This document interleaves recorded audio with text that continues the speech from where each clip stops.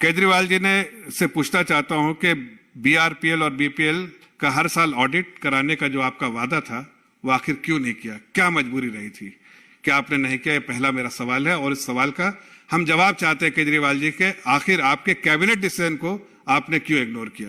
दूसरा सवाल है कि जब आपको दिल्ली इलेक्ट्रिसिटी रेगुलेटरी कमीशन ने आदेश दिया था, और उसका लेटर मैं आपको दिखाना चाहता हूं, उसका लेटर ही मैं ढूंढ रहा था, ये लेटर है, देखिए ये लेटर है डीईआरसी का, जिसमें बड़े साफ लफ्जों में आदेश दिया गया है दिल्ली गवर्नमेंट को कि आखिर आपको जो भी सब्सिडी देते हैं वो डायरेक्ट बेनिफिट ट्रांसफर के तहत किया जाए।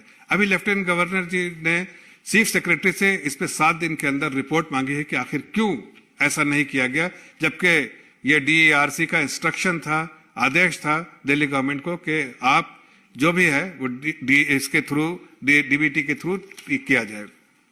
तीसरी चीज, आखिर जो मैंने पहले भी कहा उसी का जिक्र कर रहा हूं कि आखिर कोई कारण तो होगा कि सरकारी रिटायर्ड ऑफिसर्स जो दिल्ली गवर्नमेंट के इंटरेस्ट को प्रोटेक्ट करते थे उनको बिल्कुल हटा दिया गया बोर्ड से। जो 11,500 जो फ्यूचर सेटलमेंट है उसकी रूपरेखा किसको मालूम है? आखिर वो क्या अंडरस्टैंडिंग आपने की? कैसे बताएंगे आप कितने बेनिफिशियरीज थे और किस तरह से सब्सिडी का जो है उसमें एडजस्टमेंट किया गया? ये एलजी साहब रोज किसी ना किसी पे अफसर पे जांच बिठा देते हैं, किसी ना किसी डिपार्टमेंट पे जांच बिठा रहे हैं और उसमें कुछ नहीं निकल रहा। हर जगह से निकल आ रहा है कि ये तो बेकार की बात है, ये तो बेकार की बात है।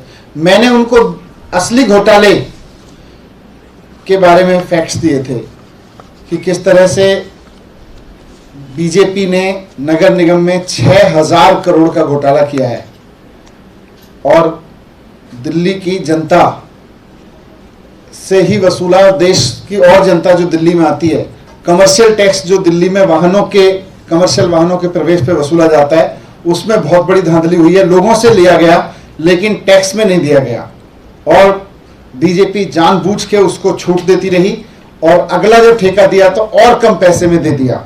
तो ये पूरे फैक्ट्स मैंने एलजी साहब को दिए हैं, 2 महीने पहले भी दिए थे, लेकिन एलजी साहब का उधर ध्यान नहीं गया कि ये भ्रष्टाचार है या हो सकता है उनकी कुछ मजबूरियां हो क्योंकि ये भारतीय जनता पार्टी ने किया हुआ है और यहाँ असली घोटाला हुआ है। तो मैंने उनसे फिर रिक्वेस्ट की है कि आप इसकी सीबीआई जांच कराएं, यहाँ आपको मिलेगा घोटाला।